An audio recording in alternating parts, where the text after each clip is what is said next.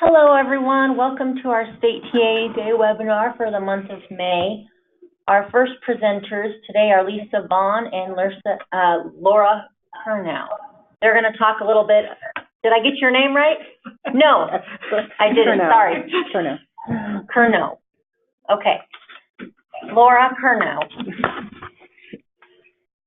And they're going to talk a little bit about the time and travel documentation that's needed when they go and do an audit. And hopefully these forms are familiar to you all. We presented on them last year, and you should have them. But we will be following up and sending them out again. And actually, can someone confirm that you can see my screen and hear my voice in the chat box, please? Monica, this is Emily, and I can see you and hear you. Okay. Okay, and thanks, Rick and Jennifer and Kelly that confirmed that they can see our screen and hear us. Yep. Okay, let me get the right spreadsheets up.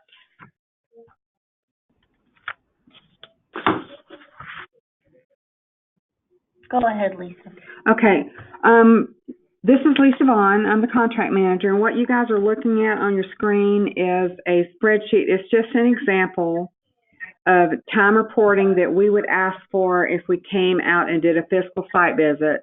As a review, we had this webinar last year, and we asked that you don't have to send this in every month with your reimbursement. However, you need to have some type of time and effort documentation that has been approved by either myself or Lisa Castillo or now Laura Curnow. So anyway, does anybody have any questions about what we're looking for? It's real important that this be available to us when we ask for it. Or if at some point in time your agency goes on some type of improvement plan, we may ask for you to submit it every month, but we definitely need to have it as available for immediately when we ask. Is anybody not keeping these or don't understand, or can we provide more explanation on it other than what we've already done? Go ahead and you can chat in the chat box, or you can ask a question in the question box, please. We do have one question. It says, is it for internal coaches only? Any personnel that is listed on a line item in your budget has to time report. They have to time report for their entire activities, even if they're not 100% funded, especially if they're not 100% funded by our contract. They have to account for all the hours that they work so we can do a calculation of the percentage of time that we are paying for. So we had a question, is this for internal coaches only? And the answer to that is, so if you are a contract coach, because I know it's coming from a contract coach, you should Emily? Yeah. We just covered that. So I think that Lisa, like what Lisa is saying, it's like any employee that you're asking for reimbursement for, this form needs to be in place. Mm-hmm. Okay, sorry. Okay, and we do have another question. It says, for new council leaders, have they received this requirement so they are accounting for this moving forward? We did send this out last March, so I guess a little bit over a year ago. We'll send it out again. So if you don't have it, you should have it now. Yeah, and let me clarify that you don't have to use our form. You just have to use one that's been approved, and we went through all that approval process last year. So if you have not been documenting time and effort, you need to get that done, because at any given time when we come out to do a site visit, we're going to ask for it. Thanks, Lisa. Do you want me to show the other one? Yeah, okay. Show the other one. Show this one. All right, moving on. Travel reimbursement. We'll talk about mileage first. You need to have some type of form, such as the one that you're seeing now, that has the date on it, the reason for the travel, what program it is, starting address, ending address, and whatever miles are traveled. This needs to be for each person. It has to be signed off by the employee that is asking for the travel reimbursement along with the employee supervisor. And I didn't mention this with the time reporting. It's the same situation with those. Those have to be signed by the employee, has to be signed by the employee's supervisor. In the case where it is possibly an executive director or someone at the top, then that person's documentation has to be signed off on by the board. Every form has to have dual signatures. Any questions about this form? Can we use our current form, which was accepted by the recent site audit? Yes, you can. If it has been accepted and approved, you certainly may use it. This is just an example for you folks to use in case you need it. If you have questions about your forms or documentation, just go ahead and email Lisa or Laura and see if it's okay, or if you're missing anything. Many of you did that last year, and they responded quickly, letting you know if the documents were okay. Any more questions?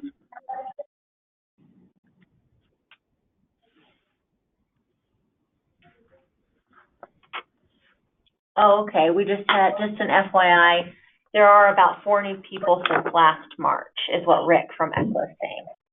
So we do have some new council coordinators. Okay, and that's fine. That's why we're having this review, and we'll keep reviewing as long as you folks need it. So, and of course, we're always available to answer any questions you might have. So if you're in doubt and you don't understand something, please feel free to call us. We'll be glad to clarify it for you so you have your proper documentation when it's requested. Next form? Next form. Okay. Okay.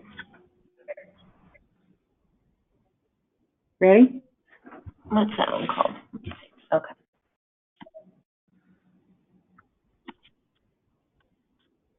Is that the overnight travel? Mm-hmm. Okay. This one is for when you have overnight travel, like to a conference or something like that. It's pretty self-explanatory. You have to put in all of the information that's contained in this form, whether it be our form or your form, so we can determine allowable cost and such. Typically in your contracts, you're limited on mileage to whatever the prevailing GSA rate is.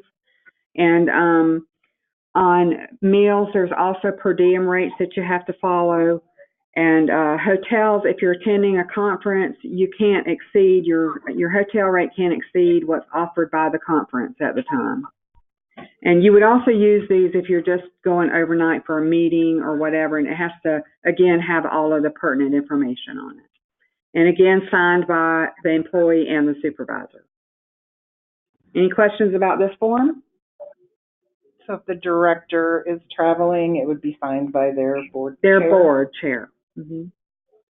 If the director is traveling, make sure it has to have dual signatures, every one of these forms. We do have a question. Okay. It says, does this include invoices that are sent from a non-personnel vendor, like a marketing firm? Do they need a signature? A marketing firm would probably be one of your subcontractors, and that is between you and your subcontractor to make that determination. So they won't be listed on the they're not within personnel on the budget. That is correct. Okay. Any more questions for Lisa or Laura?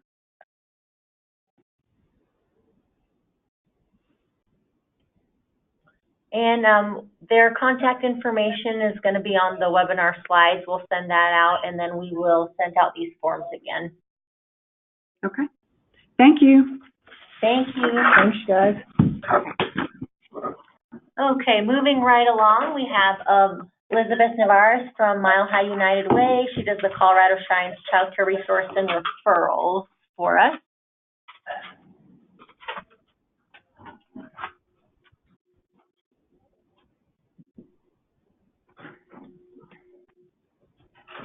Just hold tight, Elizabeth. I need to find you on here and unmute you.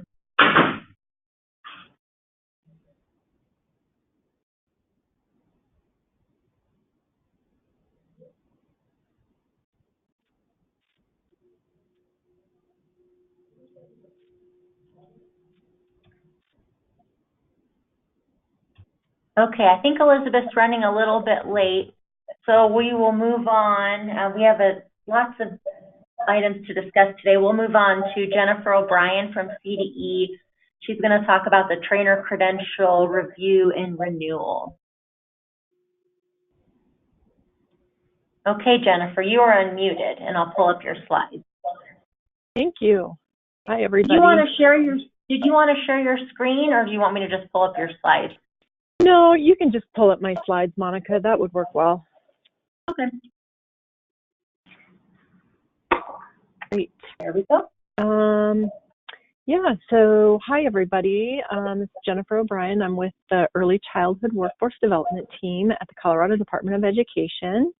And part of what we do here is we manage the Early Childhood Professional Credential, the Trainer Credential, the Coaching Credential, et cetera. And so I have a couple of updates, and one of them is related to the Trainer Credential. If you could go to the next slide, Monica. Great. So two updates, one of them related to the Trainer Credential, and then the other is related to who you contact for information about the Coaching Credential. So the next slide is all of our renewal requirements for each level of the Trainer Credential.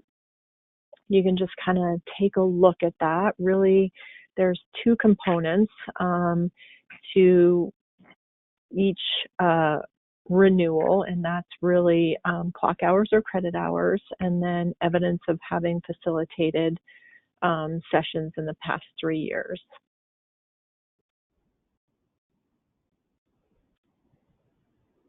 And then next slide, actually the slide before, there you go. So all of this information about the Trainer Credential, including renewal requirements, are in a document called the PDIS Trainer Credential Overview, and that's posted on the PDIS, and the URL is right down there at the bottom. Just a kind of a quick information page about the Trainer Credential. You can take a look at that, and then so before I go on to the next agenda item, are there any questions?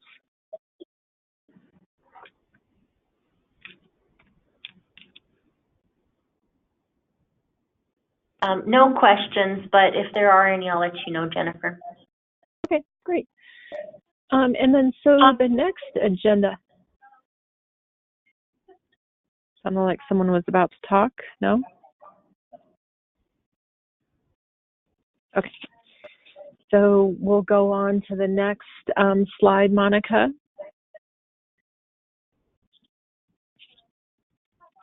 Okay, so the next update, the second update, is just who to contact as far as the Coaching Credential.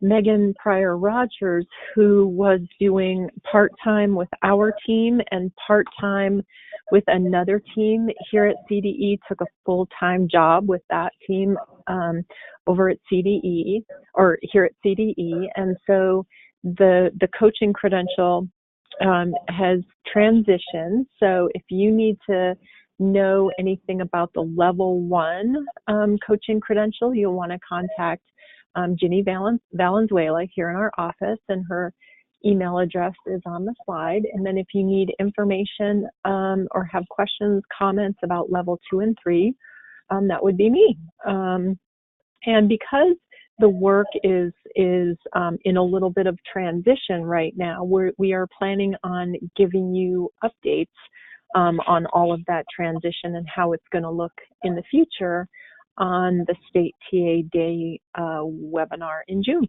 So just know that that's coming. Jennifer, we do have one question. Sure. The question is, as a renewal, this is new, or can you tell us what the changes are? No, it's not new, actually. communicating is the new part. We didn't do a very good job of communicating renewal requirements, and that kind of came to my attention recently, and so we were very quick to, make the renewal requirements known, but they haven't changed. For the trainer credential. Right, for the trainer credential. And there was a thank you as well. Welcome. Any more questions for Yeah. Jennifer?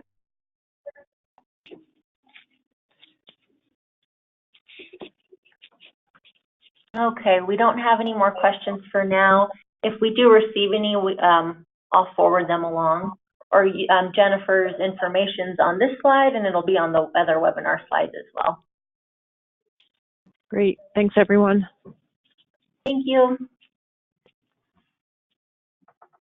Okay, moving right along, we're going to talk about the environmental rating scale. I'm sure you've heard that we're going to move to the ERS3 tools. So we have Linda Franklin from our QRS team over at Clayton and Karen and Bowden from our QRS team here at OEC.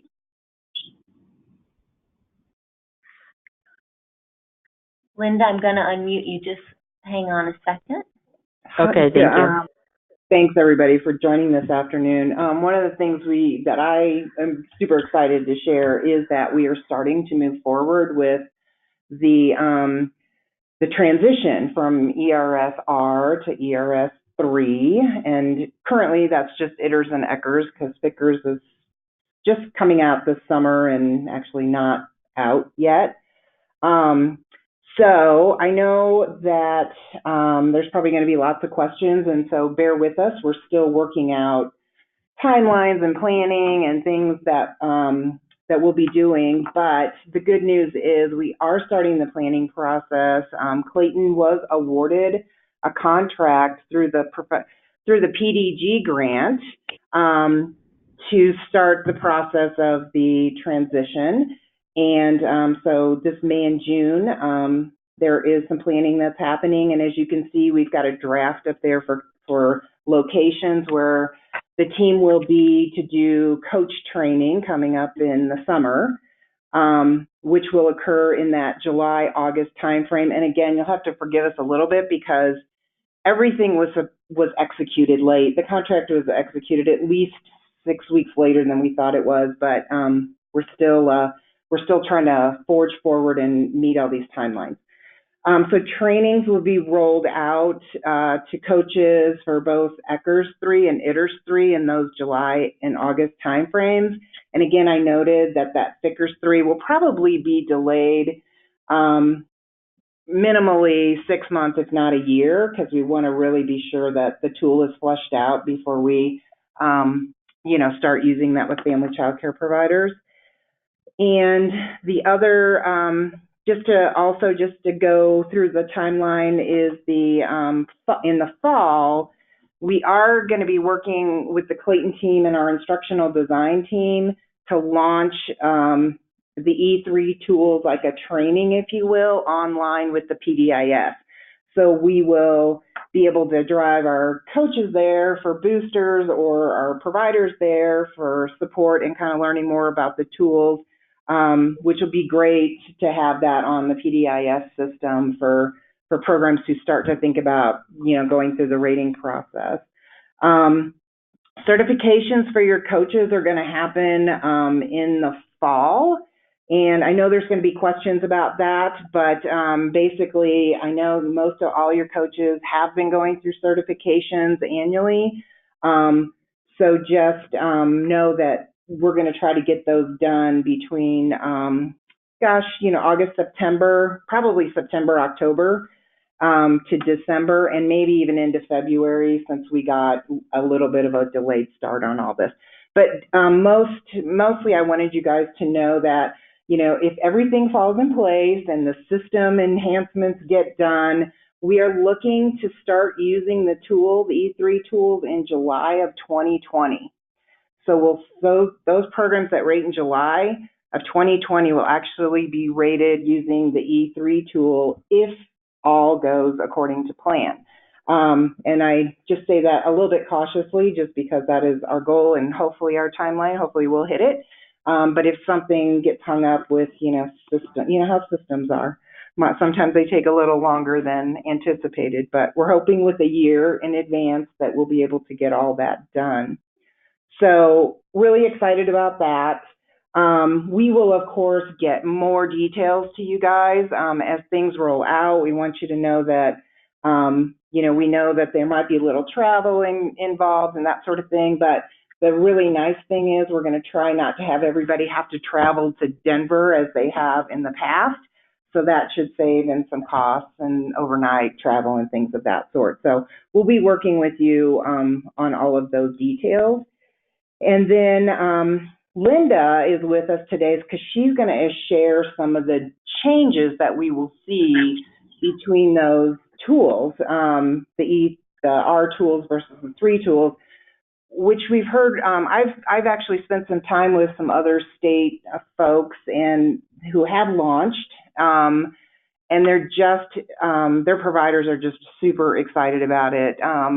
So I think that and the scores are looking really good, and we think it's going to iron out some things that in the R tools, especially around infants, that will be better ways to really capture those interactions, which we all know are the most important parts of the classroom teacher-child portion. So, Linda, I'm going to let you take it from there, and then of course we'll take questions as they come up as well.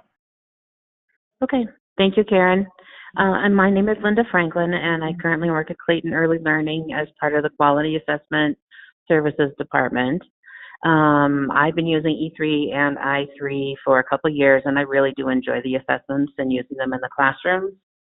So the slide you're seeing right now is in relation to the ITERS 3 scale. Both the ITERS 3 and the ECHRS 3, the observation is only a 3-hour observation. There's no questions at the end of the observation. Basically, what the assessors see is what they are scored on.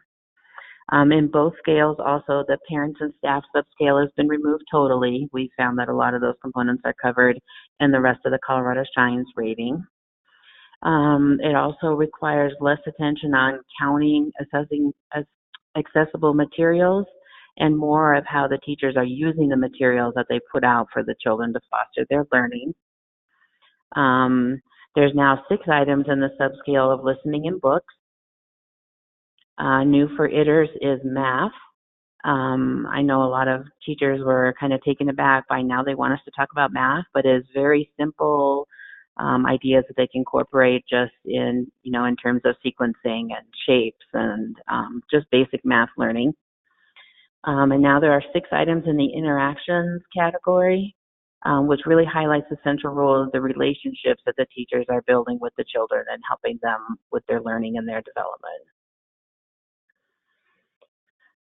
And then also, we'll go over for ECHRS 3, same thing as I said, it's a 3-hour observation.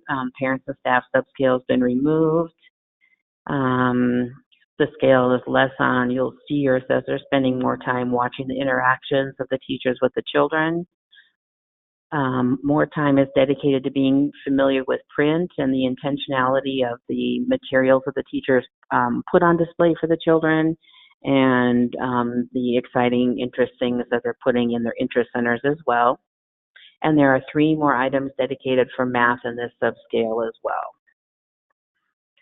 And then as Karen was mentioning, how this tool is really geared to help, I think for the ITERS classrooms especially, it really breaks down the ages of the children. For example, your younger infant is going to need, more bonding time with their caregiver and more of their individual needs met, and not necessarily have access to the books and the dolls and the toys.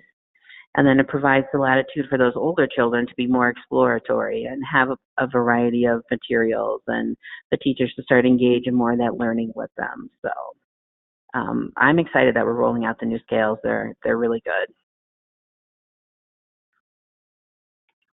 Are there any questions? Does anyone have any questions? Go ahead and type them in the question box. And we did have a question about the PDG and moving towards these tools, so I'll read that one for now. Will these certifications cost us, meaning the councils, or was this included in the PDG planning? So I think that's a great question, and I didn't review the budget when I came up, right before I came up here, so I apologize for that. I know that there's some dollars in that Clayton budget for the Clayton staff to get to you to do the certification, so their time and travel. But if you're, so we'll get you a firm answer on that. I mean, my sense is that it will be covered, even though that's a cost that you're incurring right now through your coaching rates, your professional development of your coaches. It shouldn't really change that much just because you're doing the certifications now. It's just that they won't have to travel to Denver to get those done, from my understanding. So as soon as we flesh all that out, we'll definitely give you a better answer. And do you recommend that councils keep coaches certified in the R tools and also get certified in 3 tools for this year? That is a great question. So I don't know if, Linda, you want to tag team with me on this. My understanding is Clayton will do the R certifications through June, or is it July? I think it's June. I think we're talking, until the first part of the fall, and then we're going to begin the trainings and certifications early fall. So we also are thinking of allowing an 18-month grace period for those coaches who maybe their expiration is, February of 19. It doesn't make sense for us necessarily to have you certify on the older scales, but move forward and certify on the newer scales. So the IRR team is specifically looking at working on an 18-month grant, but that will be on a case-by-case base, just depending on the dates for your coaches. And do we need to look at purchasing books prior to trainings? No. Also, who will be able to attend the trainings? Only credentialed coaches? Okay, great question. So the purchase of books you don't need to worry about. That's going to be covered by our costs. And we will be giving priority to the credentialed coaches who are doing the, QRES coaching. So we have a list of those guys, and we will work really closely with you, but there'll basically be some communication that's going to come out and say, hey, it's time to register. We'll have the coaches, your coaching staff go in, register for the training, and then priority will be given to the coaches who are QRES coaches who are credentialed. If we have extra spots available, then of course we'll get other folks available. Or if you've got somebody you just hired and they're still working on their credential, but they're in the process, we want to get those guys trained as well. So hopefully that answered the question.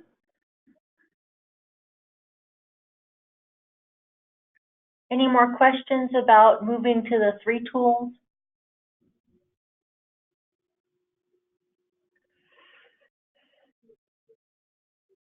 Okay, well, this is kind of a lot to process, so if you think of anything in the future, email your coordinator, and we'll get back to you. Thank you so much, Linda. Linda, that was great. Thank you.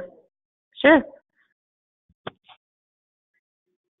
We're going to move on to our next presenters. We have Tracy Corner from the DCC team, and remember, she's working with the EC Connect.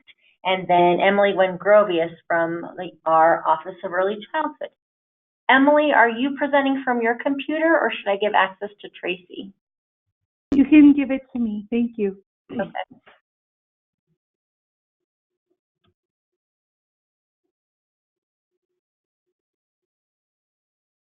So while we're waiting for that, Tracy and I just wanted to give a quick overview of remembering to set up funding streams. You can set up your Colorado Shines funding stream and open your applications if you know what your coaching rates are for the year. And I don't know, can you guys, let me see can you see? Hey, Emily, it's Tracy and everybody. I think I'm unmuted now, so. Awesome. You are unmuted, and Emily, Perfect. we can see your screen. Okay, cool. So I pulled up a funding stream because I thought it would be nice to remind you all how to set up the funding streams, and what we think looks like we'll do is everyone will set up their Colorado Shines QI funding stream, and then if I understand correctly, Tracy and Bill will then clone the funding stream to create your hardship funding stream, so you don't have to set up two. That's the plan. Am I correct on that, Tracy? That is correct. Yep. So in spirit of keeping things simple, it's the same as last year in terms of setting up your funding stream. The only thing you'll need to know is your indirect cost rate, which was included in your contracts, your coaching rate or coaching rates, and then you'll need to decide whether you want your default requisition in the application to be coaching or quality QI dollars. So Julia, thank you for letting me use text. I thank you in advance. So the indirect cost rate is going to be on the budget summary tab here, and you would just edit this right here. So most of you will have a 10% indirect cost rate because it's a decimal system. So you would put 0.10 in there, and then with the coaching details, what you would want to do is your estimated internal coaching rate if you use internal coaches. And then if you use external coaches, then what you're going to want to know is that external coaching rate that your coaches charge. So I think now, if you haven't done so, is a really great time to go through that coaching rate calculator sheet and update it and see if you need to tweak or update your coaching rate. Once you've done that, you go to your application setup, and on this page is where you can set your default requisition type, and then you say yes, application open, ready for release. And once you do that and save it, your QIS coordinator gets an email saying, guess what? Triad Early Childhood Council has set up their funding stream. So then we go in, take a quick look over, and then it's good to go. Once this application is open, that means your providers, when they go to their QI incentives tabs, will see the application text. And then if they meet the eligibility requirements, which is a level 2 or higher in Colorado Shines and an open CCAP fiscal agreement, they will have the ability to apply for next year, so funding starting in July 1st, 2019. So when I say next year, I mean next fiscal year, not next calendar year. And Tracy, did you want to talk about the MOUs as it links to this? Or do you want me to touch on that? Go ahead, and I'll add in if there's anything. Okay, so we're working with Tracy and Bill to, when a program applies and after the council reviews it and says, yep, send the MOUs to this program, to have those MOUs sent out so that process can be done now. The spending still cannot happen until July 1st, but we're finding that it might be helpful if you want to schedule coaching for folks in July, that you can do so and not have that delay between, getting the program to sign the MOU and then the council to sign it, and then have all that process done earlier, if that's what makes sense for you from a business perspective. So am I missing anything, Tracy? No, that was perfect. So just a proactive approach. And again, those requisitions will become available, and the program or provider will see them on the EC Connect side, but they won't be able to use them just yet until July 1st. But on your end and with them, you can tentatively plan, for instance, like the coaching sessions, and if you want to go out as soon as July 2nd or whatever it might be, it will just be ready. And then specifically on the note of the MOU, I'm hoping tomorrow we'll have like the standard one provided. But so right now there are a couple councils that do have their funding stream open and their application. So providers can apply. The MOU is not going out because it's just not there yet. So that is coming very soon. Awesome. Thank you, Tracy. One thing our team wanted to note, you're welcome, is we did add one little piece to the MOU this year that deals with capital improvements, and it says basically the effect of if this program receives applies for and receives capital improvement dollars, they agree to provide timely information, and there's some basic things in there so that the capital piece is covered. And it's written in such a way that if the program doesn't participate in capital, obviously they're not beholden to that piece of the MOU. So that's the only minor change we made to the MOU this year. So do you all have any questions at this time about setting up funding streams, opening applications? Cool. So speaking of capital improvements, we've been working on creating a capital improvement toolkit, and we wanted to create this toolkit to support councils and providers in having successful capital improvement applications. It's not quite final yet, but I wanted to show you kind of where we're going with it, and kind of talk through the components. So there's a document that we put together that's a capital improvement overview, and it's basically a nice one-pager of who, what, when, where, why, how, to talk about why these funds are available, kind of where they came from, and who's eligible. And then we also put together a checklist that we think might help QI navigators in supporting programs when they apply for capital improvement dollars. So we kind of made two checklists. One is if a program is literally expanding slots, so they are either converting a preschool room to an infant toddler room, or they're able to open another infant toddler room where they are, or it's a brand new family childcare home that meets the CSQI eligibility requirements, meaning level 2 or higher, and open CCAP fiscal, then you can apply to purchase things like cribs, changing tables, shelving, those kind of things. So that is, again, explicitly if you are expanding slots.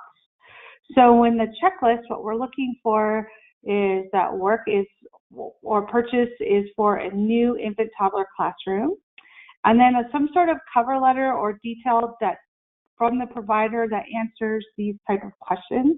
How this will support quality care for the kids, how many will be served in the expansion, how many are served overall, gives us a description. So I need to update this one actually because there's no bid here, but so that kind of thing, so that again, as a QRIS coordinator or any person off the street can read it and be like, oh, this makes sense, cool, let's support this project. The other one is the one that you all are more familiar with, which is like a permanent structure fixture request. So, this again is the work is permanent in nature. So that's a requirement from the capital improvement pieces. The cover letter, again, like who's being served, how many people are impacted, which bid is selected, why is it being selected, how much are you asking for, those kind of questions. And then the other piece is around the three, you can see it's a work in progress, the 3 bids, some before pictures, if the project's complete, after pictures, if not, those after pictures would be uploaded after the project's done. And then either we're looking at coach's approval of the project and or licensing specialists or report of inspection, depending on the type of project that it is. So we're trying to put these together. The other piece that we're going to have is some examples, real live examples of application, like kind of cover letters or details that we've received as QRS coordinators that are excellent examples, so that you guys have a sense of like what we're asking for from the providers when they apply for these funds.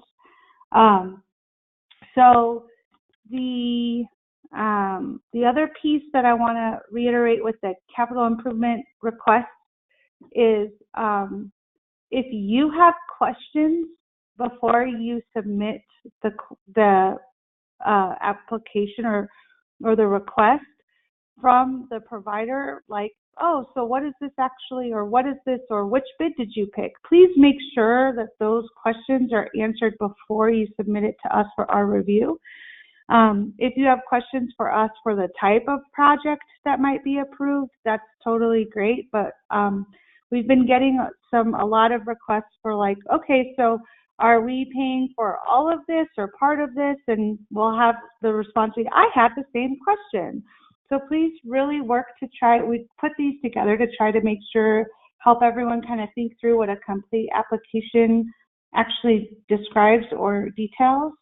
The other piece is the family child care homes are the area where it can be kind of difficult for us and for you, frankly, to figure out if it's allowable or not.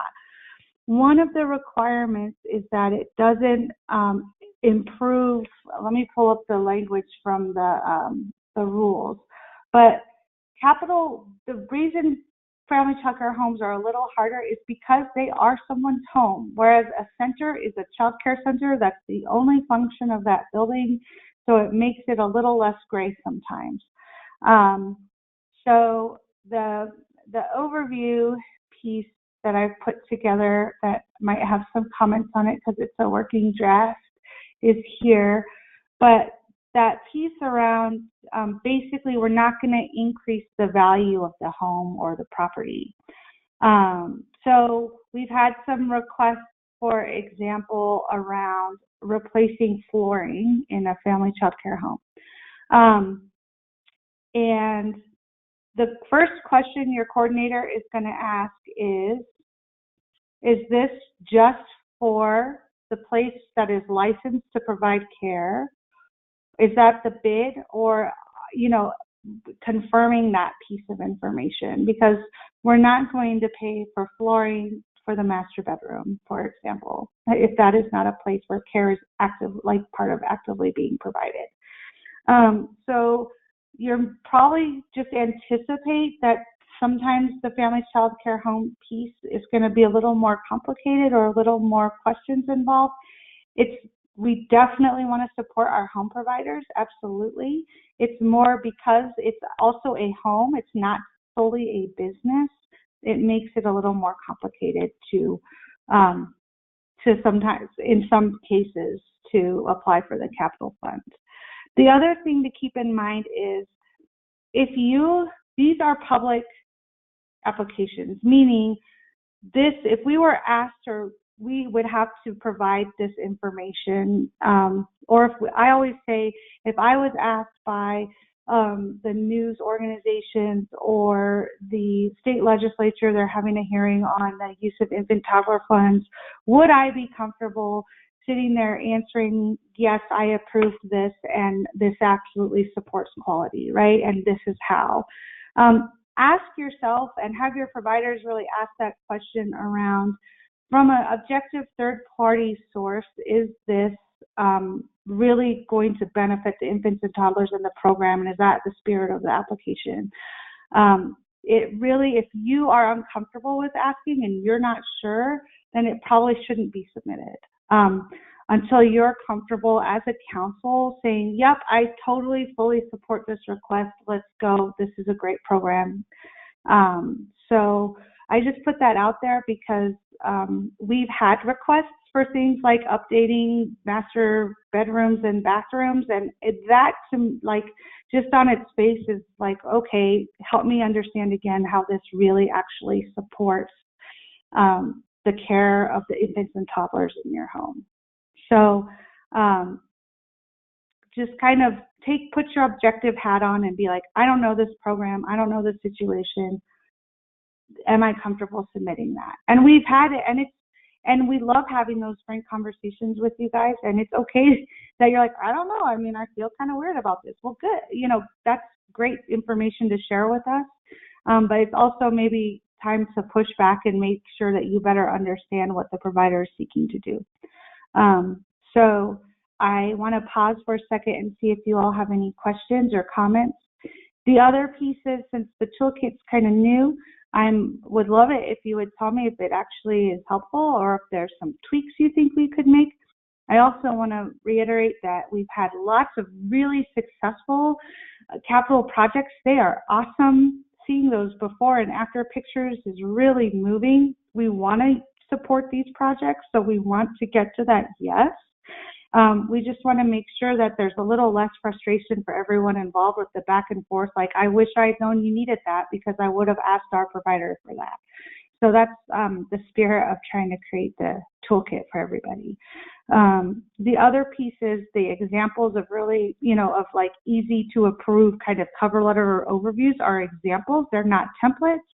They're not formats. It's just to give you what we see is like, oh yeah, this makes sense. Cool. Like, and then reviewing the supporting documentation and all of that piece, and it's good to go. So it lessens that back and forth between all of us. So I'm going to pause for a second and see if you all have any questions. And I don't know if you have anything more to add, Tracy. I think we're looking at maybe reformatting the application piece on the sugar end a little bit. But it would be, right now, it's the same process as last year. That's right. So, like, for example, we've been getting a lot of uploads of like cat pictures or blanks for like after pictures because the person's not going to be able, or the program's not going to be able to do the project unless it's approved. So we're looking at not making that a required field, but it still is required after it's done. So those kind of changes to try to make it a little more user-friendly for you all.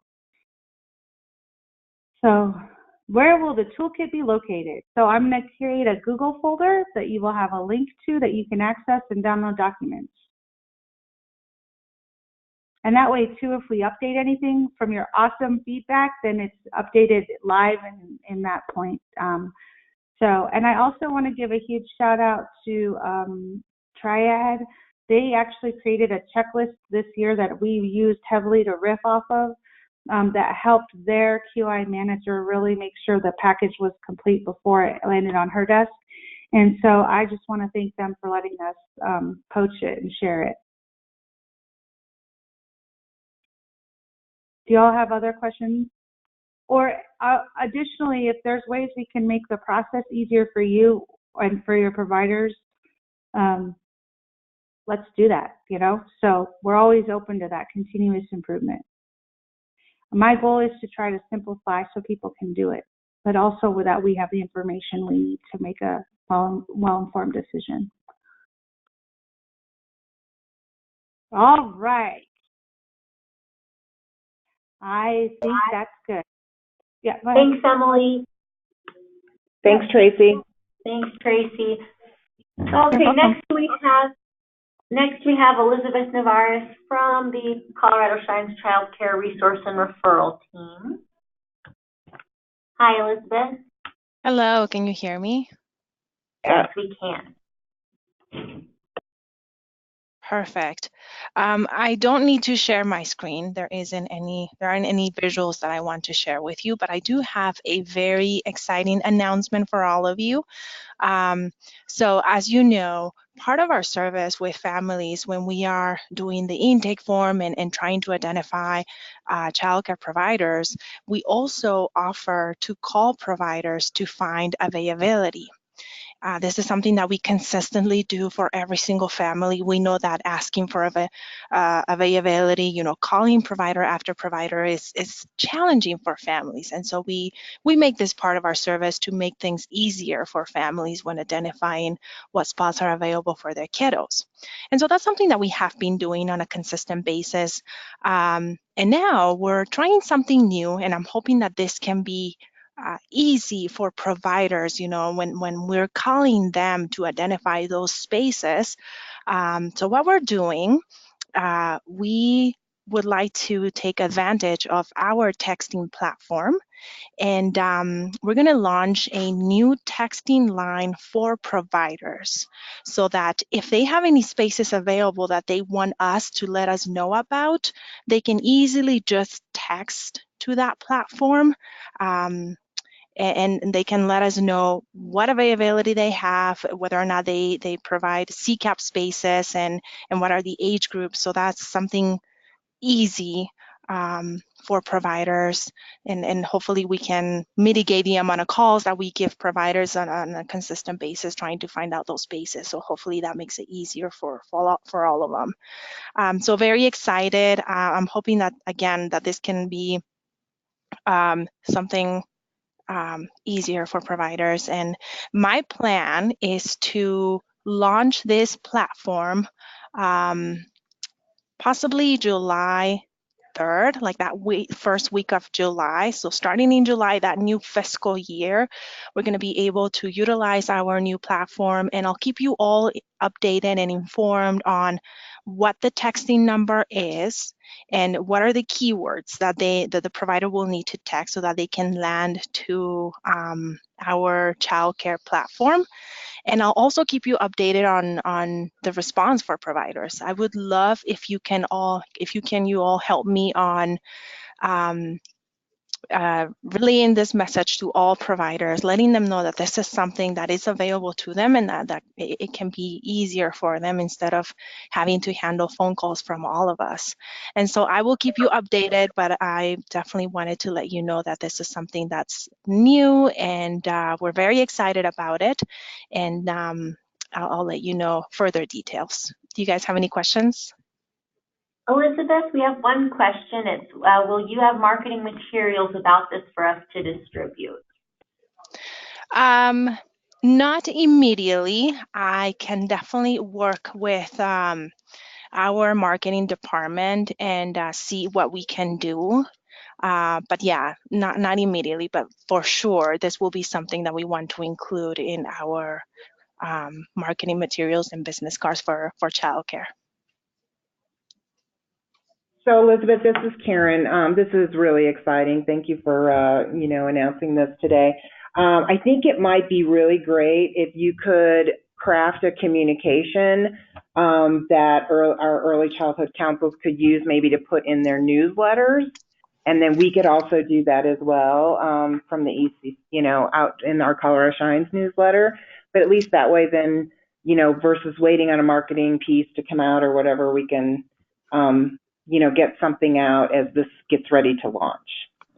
Absolutely. I think this is a great idea. I'm actually writing this down. So I'll definitely work on some communication for all of you to use so that you can let the providers know for sure. Thanks so much. That's great. Of course. And Elizabeth, can you just repeat the launch date for us, please? Of course. So the tentative launch date is July 3rd, and I'll keep you updated if that changes, but that's what we have as of this moment.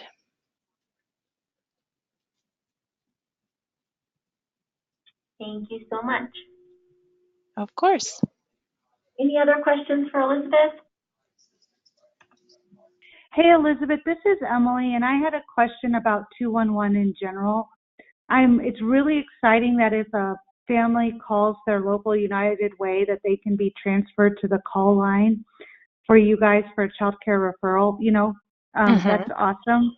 If a family calls 211 from their cell phone, is the technology there to route them to the appropriate United Way in general, or should they still be calling the 1-800 number? For the most part, if they use their cell phone, it'll land in, and if they dial 211, it'll land inside of that local 211, but there is a prompting system that can direct them to us.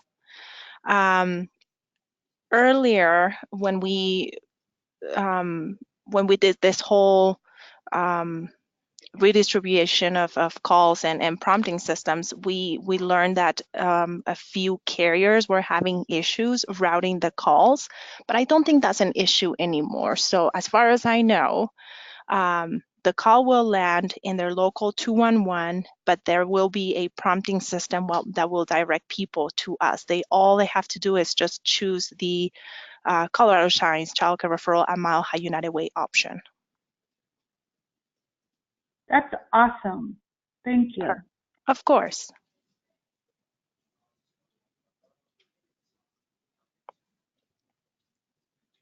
Okay, that's the last of the questions, and Elizabeth's information is going to be on the slide deck, so feel free to reach out to her if you have any questions. Perfect. Thank you so much. And I will definitely keep you updated on this project, and I'll send out communication so that you can include that in your newsletters and any marketing materials that you distribute to providers. Thank you so much for your help and your support. I think this will be a great step forward in making sure that we serve both providers and families from our office. Thanks, Elizabeth. Thank you. Okay, we will move right along to our CSTAT WIG goal, which is licensed child care providers eligible for a quality rating that achieve a Colorado Shines level 3 through 5. So this WIG is for this current state fiscal year, but we will continue with this goal.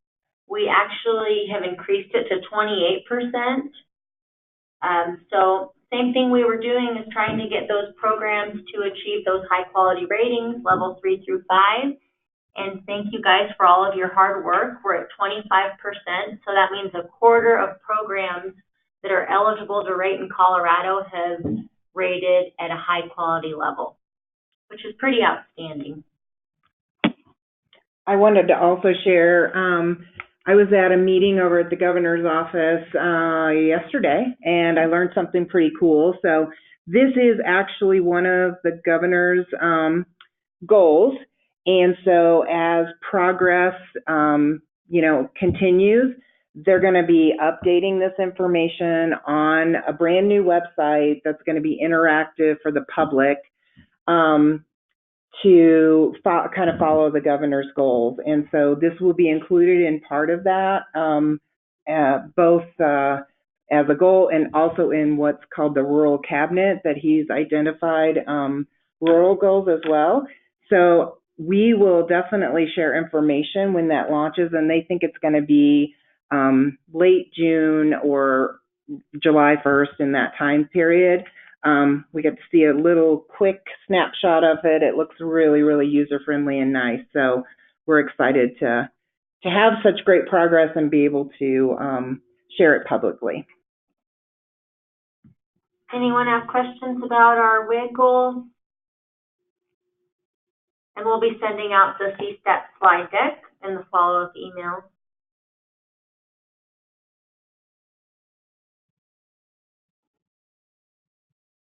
And Rick, you said, are you showing a chart? You're not able to see it. We have gone through 2 computers during this webinar, having some technical difficulties. So just know that we are at 25%. We increased since last month. I will send you guys the slide deck and the follow-up email. Sorry about that. Does anyone have any questions about the chart you can't see? Or about the WIG?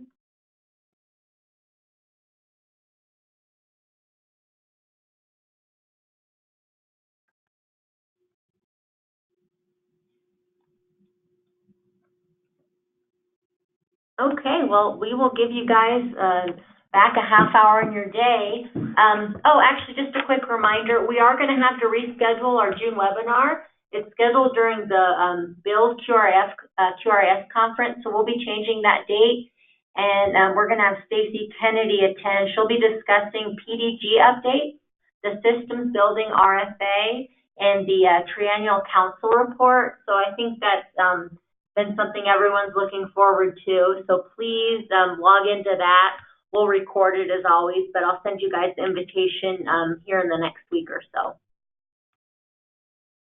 Thank you so much. Have a great rest of your afternoon. Happy holiday, everyone.